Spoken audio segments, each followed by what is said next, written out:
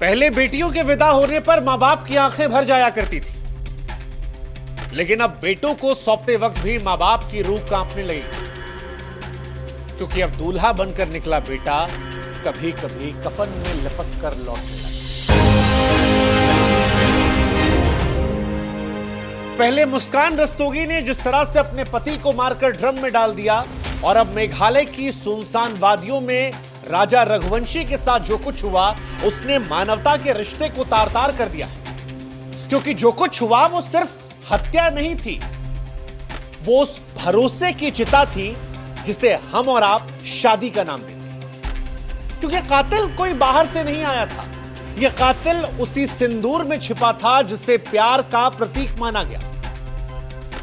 राजा की शादी की तैयारियों की तस्वीरें देखकर मन सिहर उठता है।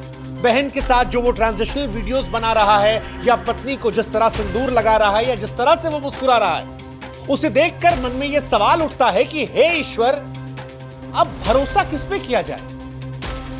क्योंकि शादी 7 जन्मों के वचन की कहानी अब नहीं लगती। ऐसा लगता है कि मौजूदा दौर में शादी एक जुआ है, जहां दांव पर कभी भरोसा कभी जिंदगी होती। अगर आपकी किस्मत अच्छी है तो उस शादी में आपको प्यार मिल जाएगा, और अगर राजा जैसी किस्मत है तो आप अखबार की सुर्खियों में आ जाएंगे, जहां पर छपा होगा पति की हत्या, पत्नी गिरफ्तार।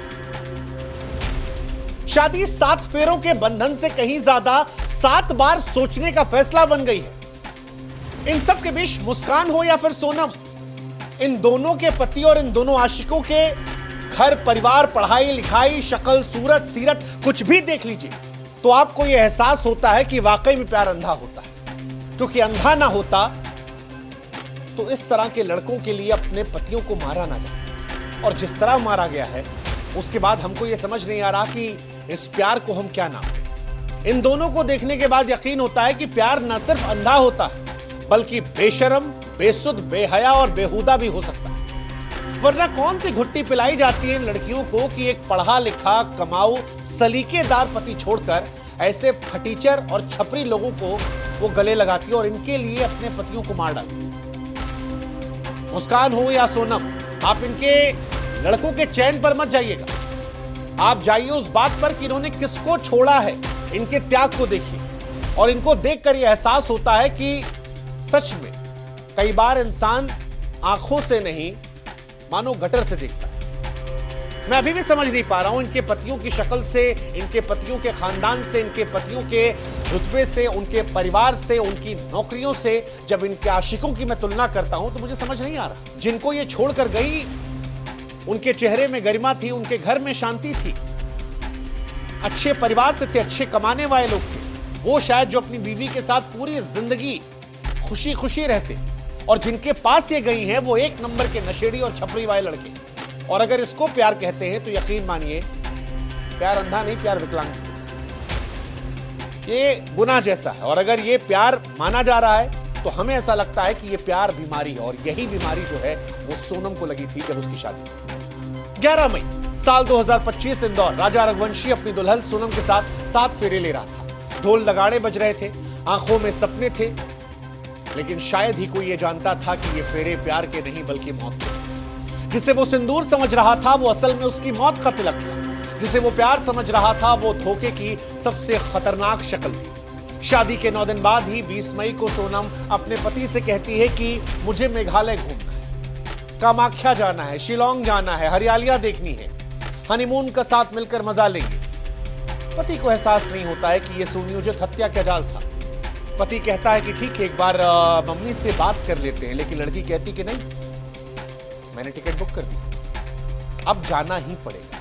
लड़के की मां उसे रोकने की कोशिश करती है, लेकिन लड़का नई नवेली पत्नी की पहली जिद के सामने हार जाता है और फिर अपनी पत्नी के साथ चला जाता है। हैरानी इस बात की कि टिकट सिर्फ एक तरफ हुई थी। 22 मई को दोनों मेघालय पहुंचते हैं। वहां पर वादियों में सीढ़ियों पर ट्रैक करते हैं, किराए का स्कूटर लेते हैं, सब कुछ परफेक्ट हनीमून की तरह होता है। फिर 23 मई एक सुबह बहू अपनी सास को कॉल करती है कि जंगल में खाना नहीं मिल रहा, रास्ता बड़ा मुश्किल है। पति ट्रैकिंग की जिद कर रहा था, वो थकान का नाटक करती है और फिर फोन ऑफ हो जाता है। इसके बाद 2 तारीख को राजा की लाश मिलती है। सिर पर धारदार हथियार के निशान होते हैं, गहने गायब होते हैं, पास में सोनम की जैकेट होती है और किसी को कुछ समझ नहीं आता। हर कोई इस कपल के लिए आंसू बहाता है। हर कोई ये सोचता है कि यार एक नया नवेला जोड़ा यहां से मेघालय गया था, क्या हो गया, क्यों हो गया। लोग लापरवाही का जिक्र कर रहे थे, बीवी के साथ किसी अनहोनी का जिक्र कर रहे थे, लेकिन इन सारी चीजों से पर्दा 9 तारीख को हटता है जब गाजीपुर के एक ढाबे से ये लड़की प्रकट होती है और पुलिस के सामने सरेंडर कर देती है। और यहीं से सारे सवाल खड़े होते हैं क्योंकि पुलिस ये कहती है कि ये सरेंडर एक नाटक था, हत्या किसी और ने नहीं सोनम ने की थी और सोनम ने प्लान करके उसे पहले मेघालय बुलाया, फिर खाई तक ले गई, फिर अपने साथियों के साथ मिलकर उसकी हत्या की और हत्या के बाद वहां से निकल गई। पुलिस कह रही है कि कोई ड्रामा नहीं, स्क्रिप्टेड मर्डर था। सोनम का राज कुशवाहा के साथ अफेयर था, शादी हुई लेकिन उसका दिल दिमाग राज के पास था और बार बार सीसीटीवी फुटेज में भी वो दिखाई पड़ती है।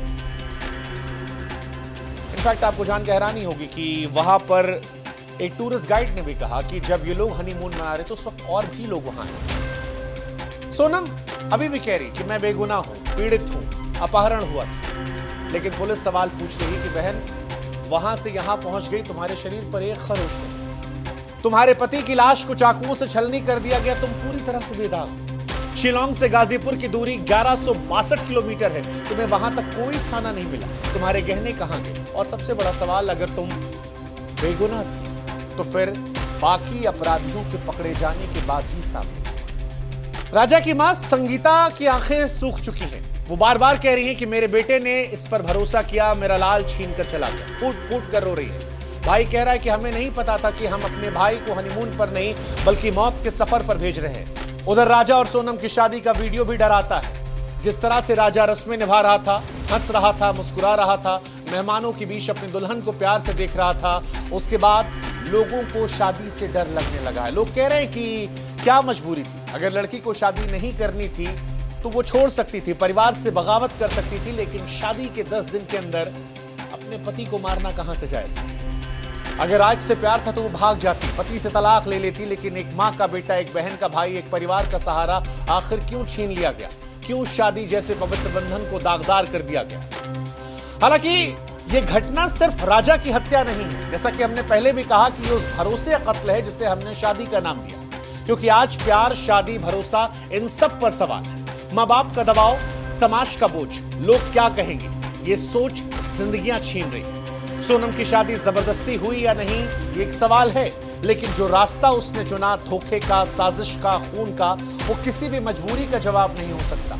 अगर उसे अपनी पसंद बताने की हिम्मत दी गई होती, अगर समाज में खुलकर बोलने का मौका दिया गया होता। ये बातें चल रही हैं, लेकिन इन सारे बातों से ऊपर उठकर सवाल आज भी वही है कि किसी के कत्ल को आप जायज नहीं ठहरा सकते। बेटियों को अपने पसंद की आजादी चुनने की बात चल रही है, लेकिन लड़कों से भी अब यह कहा जा रहा है कि शादी से पहले बैकग्राउंड चेक करवाएं, चरित्र परख जाएं, क्योंकि आज सिंदूर से ज्यादा भरोसा एफआईआर की कॉपी पर हो रहा है।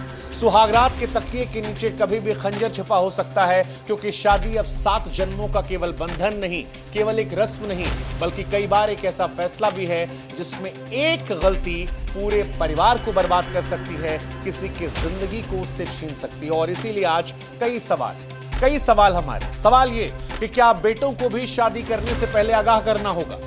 क्या प्यार अब प्रेम नहीं बल्कि बारूद का मुखौटा है? क्या ये घटना एक अपवाद मान लें, या इससे पहले मुस्कान और साहिल की वो कहानी जिसमें एक पति को ड्रम में पैक कर दिया गया था, उस कहानी से अभी भी हम निकले नहीं है। मेरठ की वो घटना आज भी डराती है कि कैसे काम पर गया कोई पति जब वापस लौटता है तो एक रात पहले वो अपने परिवार के साथ जश्न मनाता है, नाचता है, गाता है, और उसके बाद उसे मारकर ड्रम में पैक कर दिया जाता है। ये घटनाएं क्या अपवाद हैं या समाज की बदलती मानसिकता का सबूत? क्या शादी से पहले अब केवल कुंडली नहीं बल्कि क्रिमिनल रिकॉर्ड को मिलाना भी जरूरी है? और सवाल समाज से भी कि लोग क्या कहेंगे सोच ने क्या रिश्तों को साजिश का गठबंधन बना दिया है? ये सवाल बड़े महत्वपूर्ण है, क्योंकि राजा रघुवंशी अब इस दुनिया में नहीं है। उसका दर्द हर उस माँ बाप का डर बन गया है जो बेटी की शादी करते वक्त सोचते हैं कि उसका घर बस जाएगा। शादी जो जिंदगी की एक नई शुरुआत मानी जा रही थी, क्या मौत की नई राह मानी जाएगी? कौन जाने वो घर कब नहीं लौटेगा, कौन जाने कब शादी के नाम पर किसी कब्र तैयार की जा रही। शायद इस तरह की कहानियां शादी मुबारक सुनने को भी डराना महसूस कर देंगी। सवाल ये भी कहेंगे बधाई विदाई का सबब तो नहीं बन जाएगी। सोनम सलाखों के पीछे है, लेकिन राजा की जिंदगी अब नहीं लौटेगी। और ये कहानी एक हत्या की नहीं, उस भरोसे की है जो चंद दिनों में चकनाचूर हो जाती है। राजा प्यार की तलाश मेघालय की वादियों तक गया था, एक कफन में लिपट कर लौटा। उसकी आत्मा भी शायद आज यही पूछ रही होगी कि मेरी क्या गलती। माँ बाप के कहने पर शादी की, परिवार के साथ खुशियां मनाई, बीवी मिली, उसकी पहली जिद मानी, माँ बाप से लड़कर दूर वादियों में जाकर जश्न मनाने की सोची, लेकिन इन सब के बीच उसकी जिंदगी छीन ली। ये सवाल बड़ा महत्वपूर्ण है और जवाब के नाम पर सिर्फ सन्नाटा। ये सन्नाटा अब समाज को तोड़ना पड़ेगा, नहीं तो न जाने कितने राजा अपने दुल्हन के हाथों मातम बनते जाएंगे। ये सवाल बड़ा महत्वपूर्ण है कि क्या बेटियों के साथ अब बेटों को लेकर भी माँ बाप को डरना पड़ेगा। ये सवाल डराता है। सवाल ये भी डराता है कि मुस्कान के साहिल और इस घटना में सोनम के राज कैसे औरतों को बहका ले जाते हैं, क्योंकि औरतों को लेकर एक मानसिकता ये भी है कि वो अपने माँ बाप के सामने खुलकर बात नहीं रख पाती। वो हमेशा निर्भर रहती है। पहले माँ बाप उन्हें भावनात्मक तौर पर मजबूर कर देते हैं और उसके बाद जब शादी हो जाती है तो अपने आशिकों के सामने वो भावनात्मक तौर पर मजबूर हो जाती है। लेकिन क्या ये मजबूरी इतनी बड़ी है कि 7 जन्मों के रिश्तों को 7 दिनों में तोड़ दिया जाए, किसी को ड्रम में दफन कर दिया जाए, किसी को पहाड़ियों पर काट कर पॉलिथीन में पैक कर दिया जाए? ये सवाल बड़ा महत्वपूर्ण है। ये सवाल क्या आपको डराता है? इस सवाल का जवाब आप भी हमें कमेंट सेक्शन में